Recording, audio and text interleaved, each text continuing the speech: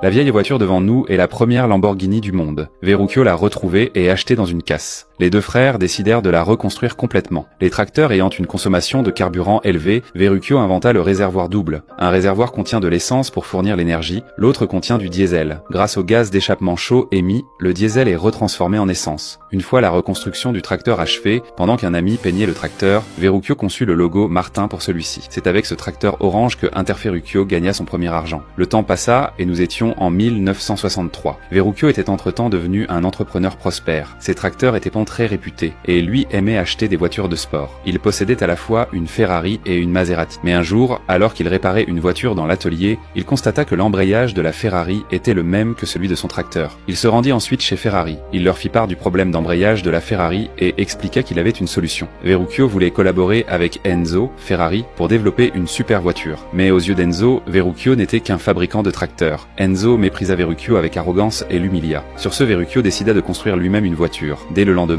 il rassembla une équipe de designers. Il exprima clairement ses exigences. Un moteur V2 d'une cylindrée de 3,5 litres, plus de puissance mais des dimensions plus compactes, une vitesse supérieure. Tous ceux qui entendirent cela le prirent en homme pour un fou. De plus, il exigea que la voiture soit terminée en seulement 6 mois, car Verrucchio voulait présenter la Lamborghini 350 GT au salon automobile dans le monde entier. Les ingénieurs commencèrent rapidement à travailler, mais en raison du calendrier serré, de nombreuses erreurs furent commises durant le processus. Après des ajustements et améliorations constants, la conception finale de la 350 GT fut finalisée. Le moteur fut modifié, passant d'une position montée longitudinalement à une position montée transversalement. Lorsque la couverture fut retirée, Verrucchio sut qu'un rêve était sur le point de se réaliser. Au salon automobile en 1964, avant de présenter la nouvelle voiture, Verrucchio reçut un mot d'Enzo.